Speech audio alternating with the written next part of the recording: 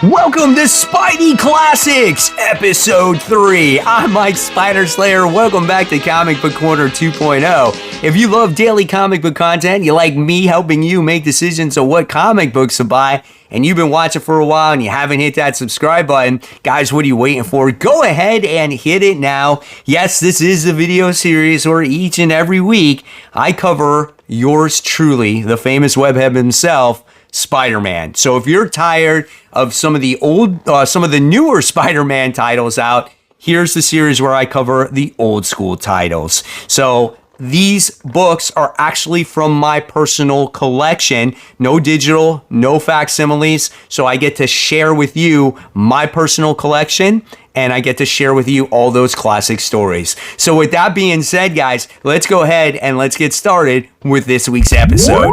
It is October 10th, 1967, and we have The Amazing Spider-Man. This is issue 56. Spider-Man joins Doc Ock?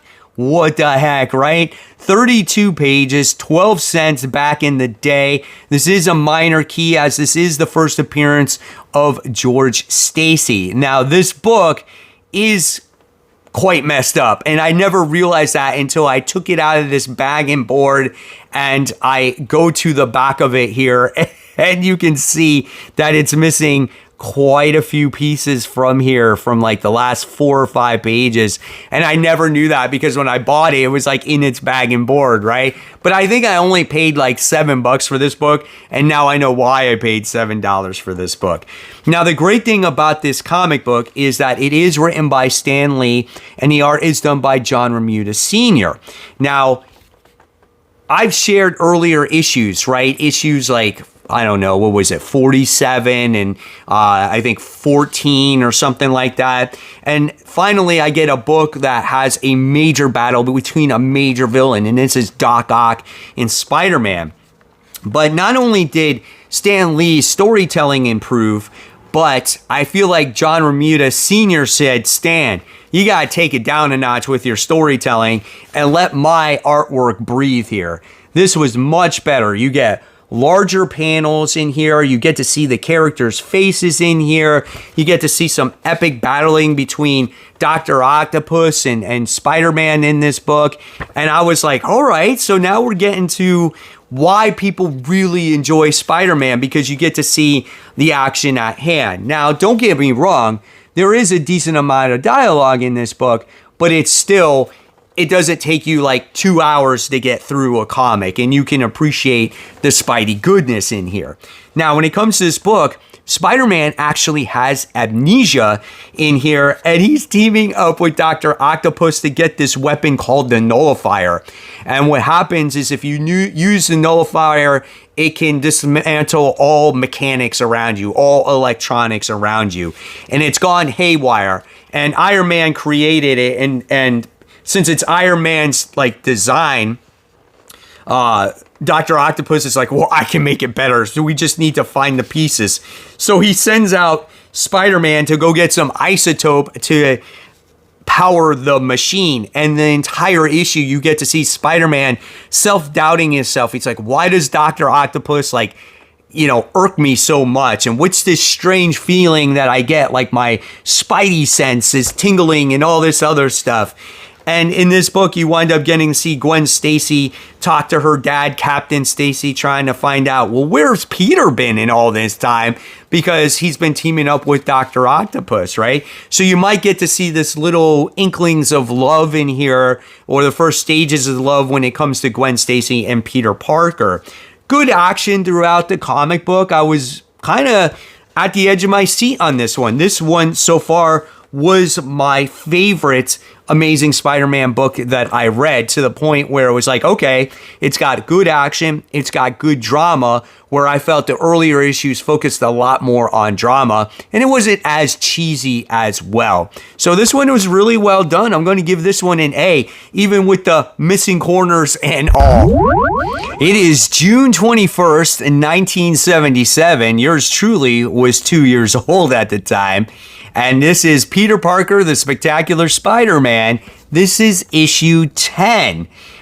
This one is 32 pages for the price of 30 cents. This one's written by Bill Metallo, and Sal Buscema does the artwork in this comic book, and we have the original White Tiger in this comic. So this one is a book that I'm not going to smell. I know I like to smell comics for their old smell, but this thing has got water stains on it, and it's very wavy. So I'm not going to smell it for maybe possible mold reasons, so I don't want to ingest mold. But the artwork was pretty cool in this book. It opens up with good action here with Spider-Man battling the White Tiger, where Spider-Man really thinks that White Tiger is an enemy, but their common interests are in mind. It just takes like Spider-Man a little while to realize who White Tiger is and where he's from. I did find it very annoying as Spider-Man constantly called White Tiger Whitey. I just thought that was weird, right? And really what this book is about is that ESU, Empire State University, is going through a situation where the president could threaten night school. And so what happens is if you close down the night school, then a lot of people that work during the day can't go to school at night and they can't get their education. And so you get to see a lot of protesting going on and things like that. And White Tiger stands for this night school stuff. So again, Spider-Man is very much misunderstood in this comic book, which he tends to be in the Spider-Man comics early on. And it was a cool story. Like, it wasn't my favorite Spider-Man story, but I do like what they're trying to represent here, especially the Latino character, which was nice. And yeah, it was a good book. It's not like an iconic story. If you sat there and you read this book and you're like, oh yeah, 3 years from now, you're going to ask you, well, what happened in Spider-Man issue or Peter Parker Spectacular Spider-Man issue 10, you're not going to be like, whoa, White Tiger showed up in this issue and they're protecting Empire State University. It's not a milestone issue. It's not Amazing Spider-Man 300. It's just a good tale to read. And that's kind of like why I want to do this series, is because I can, get to remember all the stories of classic Spider-Man. So at the end of the day, this one for me wound up getting a B-. So if you want to read an original story with the original White Tiger, go ahead and check this one out. It's 3 days after my birthday, February 5th, 1985, which makes me 10 years old at the time.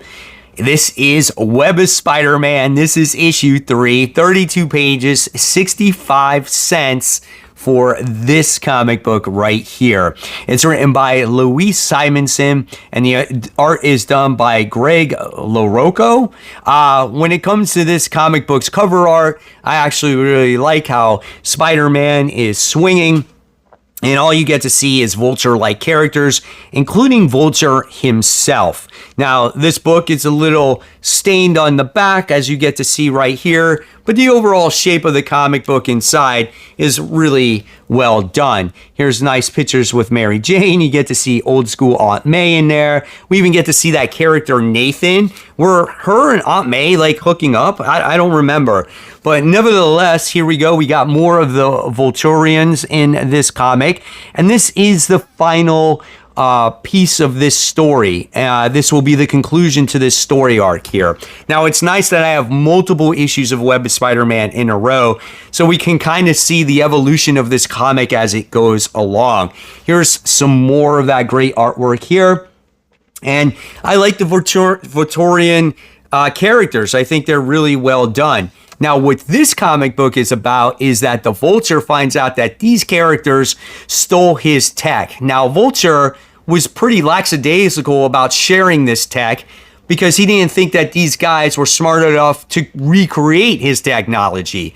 So what he does is he winds up escaping the prison, and go figure, he has a pair of Vulture rings under his bed, and just like that, he winds up breaking out and he seeks revenge going off of these wannabe-like characters. Now, Spider-Man is very much stuck in the middle here, trying to obviously protect the innocent, to stop the Vulture, to stop the Vulturian characters, and at the same time, he's trying to go on a lunch date with Mary Jane and deliver this freaking hat that he's had since the last issue as well for Aunt May's birthday, right? And you also get this sad story with Aunt May about, of course, not her being able to pay her bills, Peter Parker mad at her, ignoring her birthday, and all these other different things. So at the end of the day, though, of course, you wind up getting to see, I think, Spider-Man prevail, and I think the Vulture and the Vulturians wind up ending up back in jail. And it has a happy ending with Aunt May finally receiving her birthday present and card, which concludes the first story arc of Web of Spider-Man, which I enjoyed. Now, the first issue of this story arc was actually the best issue here. I felt like it tied into some of the other books of what was going on in the Amazing Spider-Man the best. Web of Spider-Man has some fun stories ahead of it, and I can't wait to see, me rereading this book, what's in store. So at the end of the day, with issue 1 being the best, and I feel like issue 2 being okay, I felt this third one was better because it had a major villain in here. So I'm going to give this one a solid B. I enjoyed it. Let's bring on issue 4. So last week's Spidey question of the week was, why did you fall in love with Spider-Man to begin with? And Jimmy Walker says, I bought my first collection out of the Sears catalog around 1987. How many of you do know what Sears is? I mean, they went out of business a few years back, right? And in the random Marvel collection was part 4 and 6 of Kraven's Last Hunt around 1993. As a teenager, and I was able to drive to the local comic shop and spend my money as I pleased. Spider-Man at the time was Ben Reilly, so he never really got a chance to fall in love with the true Spider-Man because he was dealing with like the Clone Saga, right? Oh man, that's awesome, Jimmy. Thank you for sharing. So here we go. Here is this week's Spidey question of the week. Who was the first Spidey villain that you fell in love with? Mine, personally, was the Shocker. I remember back in the day of Spider-Man and his amazing friends, the first episode I watched was when Shocker was in the episode and he was turning his little electricity belt. And I was a little kid, and he's shooting out those shock beams, and he's like, "I'm going to get you, Spider-Man!" And he had this echoey voice, and then he like destroyed the buildings. And I remember Spider-Man falling and Firestar saving him, and I was like, "Ooh, who's this fiery character too?" Right? So I thought that was awesome. I thought Shocker was great. So that was my first major Spider villain that I fell in love with. Again, let me know in the comment section below, who is yours? And you might get shouted out next week. So there you have it, guys. There is this week's episode of Spidey Classics. I want to know your thoughts in the comments section below and what you're thinking when it comes to this series. It wasn't a strong viewing last week. Let's hope things can turn around a little bit more. So answer that Spidey question of the week. And as always, guys, I'll leave you more content right here for you to click on. Support the local comic shops. Keep buying, keep collecting. But always remember, read your comics so we can have great comic conversation just like we did today. And it can't be better than some old school Spidey comic conversation. Guys, thank you so much for watching. I'll see you real soon. Take care. Bye.